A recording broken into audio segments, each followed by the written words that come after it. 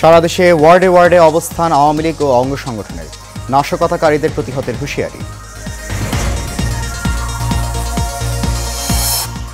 বৈষম্য বিরোধী ছাত্র আন্দোলনে ঢাকা সর্বাত্মক অসহযোগ আন্দোলন চলছে। সড়ক মহাসড়কে অবরোধ, বিভিন্ন স্থানে সংঘর্ষ। এবং আন্দোলনকারীদের ওপর সরাসরি গুলি না চালানোর নির্দেশনা চেয়ে করা রিট খারিজ করে দিয়েছেন হাইকোর্ট।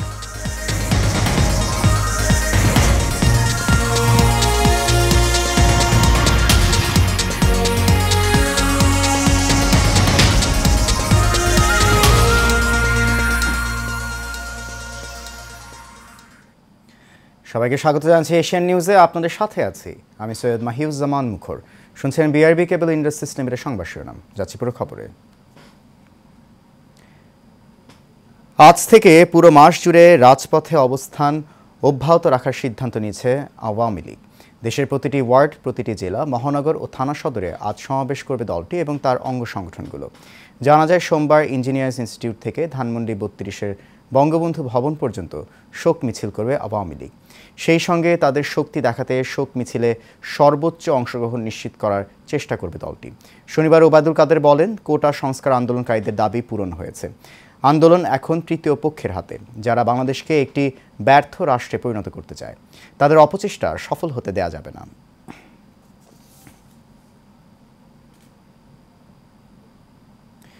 দেশের চলমান পরিস্থিতিতে বৈষম্য বিরোধী ছাত্র আন্দোলনের সমন্বয়কদের সঙ্গে বসার আগ্রহ প্রকাশ করেছেন প্রধানমন্ত্রী শেখ হাসিনা। তিনি বলেন, তাদের জন্য গণভবনের দরজা খোলা, আর সংঘাত নয়। শিক্ষার্থীদের সঙ্গে সংলাপ চান বলেও জানান সরকার প্রধান। গতকাল পেশাজীবী সমন্বয় পরিষদের কেন্দ্রীয় নেতৃবৃন্দের সঙ্গে বৈঠকে সরকার প্রধান বিশ্ববিদ্যালয়, স্বায়ত্তশাসিত প্রতিষ্ঠান ও সরকারি প্রতিষ্ঠানের প্রস্তাবিত পেনশন ব্যবস্থা বাতিলের ঘোষণাও দেন। বিস্তারিত দেখুন নূর মোহাম্মদ ভূঁইয়ার রিপোর্টে। দেশের চলমান পরিস্থিতিতে বৈষম্য বিরোধী ছাত্র আন্দোলনকে কেন্দ্র করে পেশাজীবী সমন্বয় পরিষদের কেন্দ্রীয় নেতৃবৃন্দের সঙ্গে বৈঠক করেন আওয়ামী লীগ সভাপতি ও প্রধানমন্ত্রী শেখ হাসিনা। বৈঠকে প্রধানমন্ত্রী বলেন, আন্দোলনকারীদের জন্য গণভবনের দরজা খোলা, তাদের কথা শুনতে চাই, আর সংঘাত নয়। তারা যদি এখনো আসতে চায়, কথা বলতে চায়, আমি তাদের সাথে কথা বলতে চাই, তাদের কথা শুনতে চাই, তাদের দাবি কি কি বাকি আছে আমি এটা শুনতে চাই, এবং যেটা আমাদের সাধ্যমতো সেটা আমি পূরণ করতে চাই। আমি এই সংঘাত চাই না। তারা যদি বসতে চায় আমার সঙ্গে, এই আন্দোলনকারীরা, কোটা আন্দোলনকারীরা, আমি তাদের সাথে বসবো, তাদের কথা শুনবো, তাদের দাবি দেওয়া এ পর্যন্ত যা মেনে নিয়েছে, আরও কিছু আছে কিনা সেটা হয়তো শুনতে হবে। যেটা দেশবাসীরও জানা উচিত যে আমি কখনোই আমার দরজা বন্ধ করিনি। গণভবনের দরজা খোলা। যখনই এই আন্দোলনকারীরা কথা বলতে চায়, আলোচনা করে সমাধান করতে চায়, আমি তাদের সাথে নিজেই বসতে রাজি। আমি আবারও বলছি যে আন্দোলনকারীরা যদি আলোচনা করতে চায়, আমি এখনও রাজি। যে কোনো সময় তারা আসতে পারে, আলোচনা করতে পারে, দরকার হলে তাদের গার্জিয়ানদের নিয়েও আসতে পারে। সার্বজনীন পেনশন স্কিম। আটককৃত সাধারণ ছাত্রদের মুক্ত করে দেওয়ার নির্দেশ দিয়ে সরকার প্রধান বলেন, প্রতিটি হত্যাকাণ্ডের সুষ্ঠু বিচার হবে। বিচার বিভাগে যে তদন্ত কমিটি করেছিলাম, আমি কিন্তু কারো দাবির অপেক্ষা রাখিনি। কারণ আমি চাই যারা এর সঙ্গে জড়িত, সে যেই হোক, সে পুলিশই হোক বা অন্য যে কেউ হোক, যারা অস্ত্রধারী, যারা এই ধরনের ঘটনা ঘটায়, তাদের সকলেরই তদন্ত হোক, বিচার হোক। এবং এই যে সমস্ত জ্বালাও পোড়াও সবগুলি, শুধু ঢাকা না, যে কয়টা জায়গায় এই ধরনের ধ্বংসাত্মক কার্যকলাপ হয়েছে, সেগুলি যেন তদন্ত করে যথাযথ বিচার হবে। এ সময় বিশ্ববিদ্যালয়, স্বায়ত্তশাসিত প্রতিষ্ঠান ও সরকারি প্রতিষ্ঠানের প্রস্তাবিত পেনশন ব্যবস্থা বাতিলের ঘোষণাও দেন প্রধানমন্ত্রী। যে বিশ্ববিদ্যালয়, স্বায়ত্তশাসিত প্রতিষ্ঠান এবং প্রজাতন্ত্রের সকল বেতনভোগ কর্মচারীদের ক্ষেত্রে সার্বজনীন পেনশন ব্যবস্থায় অংশগ্রহণের বাধ্যবাধকতা বাতিল করে দিয়েছি। নূর মোহাম্মদ ভূঁইয়া, এশিয়ান টেলিভিশন, ঢাকা। দর্শক, অসহযোগ আন্দোলনের আরও খবর জানাতে আমাদের সাথে জাহাঙ্গীরনগর বিশ্ববিদ্যালয় থেকে সরাসরি যোগ দিচ্ছেন আমাদের সহকর্মী জহিরুল ইসলাম লিটন। লিটন, জাহাঙ্গীরনগর বিশ্ববিদ্যালয় এলাকার সার্বিক পরিস্থিতি কেমন দেখছেন? অসহযোগ আন্দোলন তো চলছে, তো সবশেষ তথ্য কি আছে আপনার কাছে আমাদের জানান।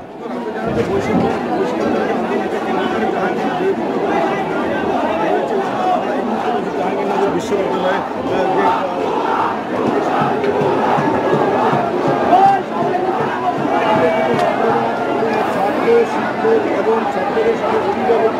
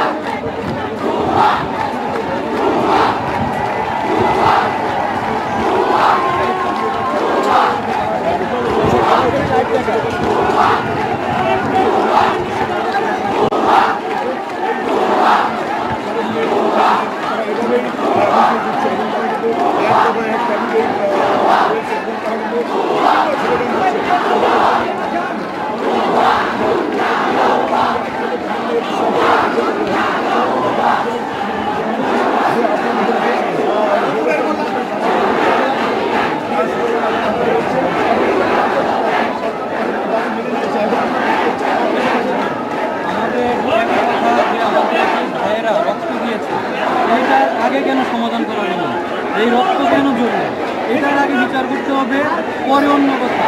এবং এই বিচার করতে হবে এমন এক কর্তৃপক্ষের মাধ্যমে।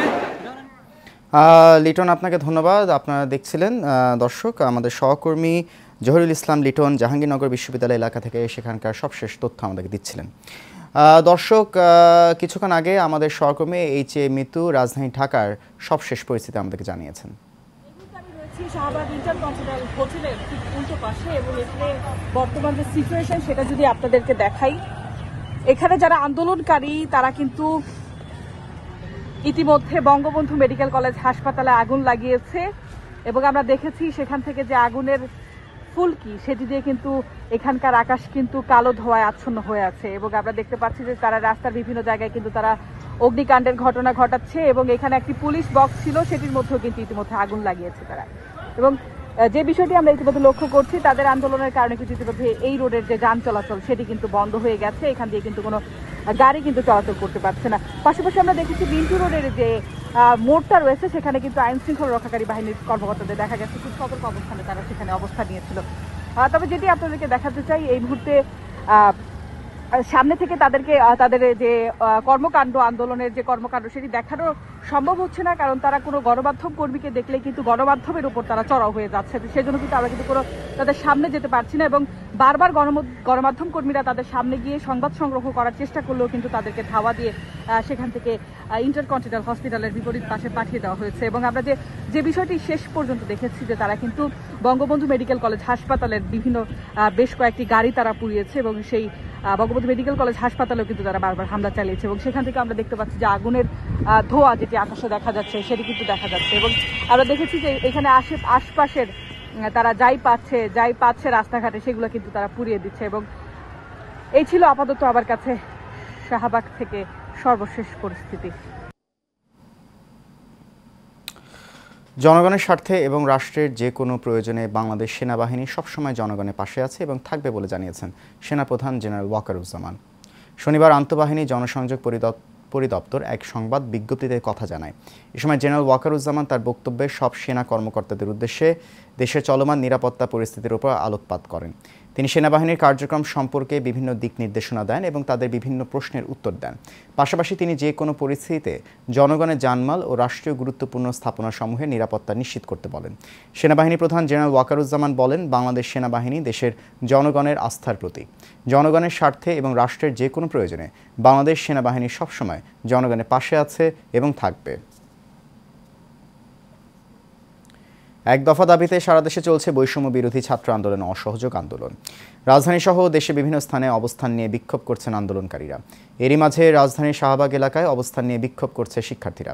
এ সময় আন্দোলন চলাকালে বঙ্গবন্ধু শেখ মুজিব মেডিকেল বিশ্ববিদ্যালয়ের ভেতরে থাকা অ্যাম্বুলেন্স, প্রাইভেট কার, মোটরসাইকেল সহ অন্তত 50টি গাড়িতে ভাঙচুর ও আগুন দেওয়া হয়েছে। এর আগে সকালে 10:30টার দিকে পরে আন্দোলনকারীরা পুরান ঢাকার দিক থেকে মিছিল নিয়ে শাহবাগে আসেন।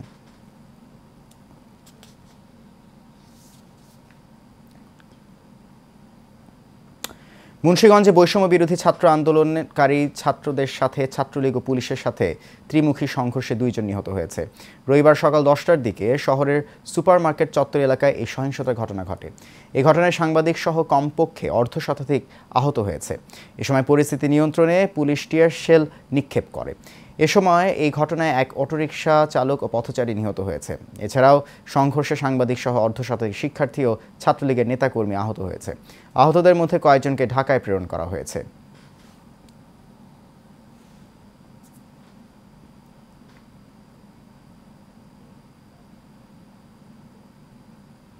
প্রধানমন্ত্রী চাইলে পদত্যাগ করতে রাজি আছেন বলে জানিয়েছেন স্বরাষ্ট্রমন্ত্রী আসিফুজ্জামান খান। শনিবার রাতে সচিবালয়ে আইন শৃঙ্খলা রক্ষাকারী বাহিনী ও গোয়েন্দা সংস্থার শীর্ষ কর্মকর্তাদের সঙ্গে বৈঠকের পর সাংবাদিকদের কথা বলেন তিনি। সম্প্রতি আন্দোলনকারীরা বেশ কয়েকজন মন্ত্রীর পদত্যাগও দাবি করেছেন। সাংবাদিকদের এমন প্রশ্নের জবাবে স্বরাষ্ট্রমন্ত্রী বলেন, প্রয়োজন হলে তিনি পদত্যাগ করতে রাজি আছেন। এ সময় মন্ত্রী বলেন, আইন শৃঙ্খলা রক্ষাকারী বাহিনীর গুলিতে একটি শিশুও মারা যায়নি। জাতিসংঘ শিশু মৃত্যু যে তথ্য দিয়েছে তা ভুল। তিনি আরও বলেন, জামাতে ইসলামী ও বিএনপি সবসময় ধ্বংসাত্মক কাজে লিপ্ত ছিল। সে কারণে ছাত্রদের কাছে আহ্বান তারা যাতে লেখাপড়ায় ফিরে যায়। সেই কোটা আন্দোলনে নেই, ছাত্রদের আন্দোলনে নেই, এখন রাজনৈতিক আন্দোলনে চলে গিয়েছে। কাজেই এইটা আর ছাত্রদের মিসলিড করে, মিসগাইড করে, ভুল বুঝিয়ে এই আন্দোলন অন্যদিকে নেওয়ার জন্য যারা প্রচেষ্টা নিয়েছে তারাই এই কাজগুলি করছে। অনিবার্য কারণবশত আজ সব ধরনের ট্রেন চলাচল সাময়িকভাবে স্থগিত রাখার সিদ্ধান্ত নিয়েছে রেলওয়ে কর্তৃপক্ষ।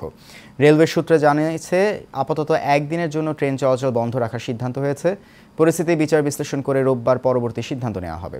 এর আগে সরকারি চাকরিতে কোটা ইস্যুকে ঘিরে গত 18 জুলাই বৈষম্য বিরোধী ছাত্র আন্দোলনে কমপ্লিট শাটডাউন কর্মসূচির দিন থেকে সারা দেশে ট্রেন চলাচল বন্ধ হয়ে যায়। পরে গত 1 আগস্ট স্বল্প দূরত্বের ট্রেন চলাচল শুরু হয়, তবে আন্তনগর ট্রেন চলাচল বন্ধ ছিল।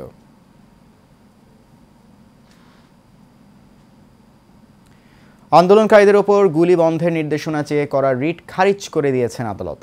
আজ বিচারপতি মোস্তফা জামান ইসলাম ও বিচারপতি মাসুদ হোসেনের বেঞ্চ শুনানি শেষে এই আদেশ দেন। এ সময় পুলিশকে আইন মেনে চলার নির্দেশ দেন হাইকোর্ট। দেশের বিভিন্ন জায়গায় আন্দোলনরত শিক্ষার্থীদের ওপর সরাসরি লাইভ রাউন্ড ব্যবহার না করার নির্দেশনা চেয়ে গত 29 জুলাই রিট আবেদন করেন সুপ্রিম কোর্টের 2 আইনজীবী। তারা হলেন মনজুর আল মতিন ও আইনুন নাহার সিদ্দিকা।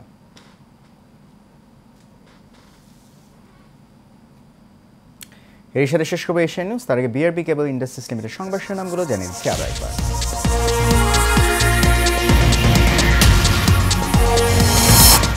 সারা দেশে ওয়ার্ডে ওয়ার্ডে অবস্থান আওয়ামী লীগ ও অঙ্গ সংগঠনের, নাশকতাকারীদের প্রতিহতের হুঁশিয়ারি। বৈষম্য বিরোধী ছাত্র আন্দোলনের ডাকা সর্বাত্মক অসহযোগ আন্দোলন চলছে, সড়ক মহাসড়কের অবরোধ, বিভিন্ন স্থানে সংঘর্ষ। এবং আন্দোলনকারীদের ওপর সরাসরি গুলি না চালানোর নির্দেশনা চেয়ে করা রিট খারিজ করে দিয়েছেন হাইকোর্ট।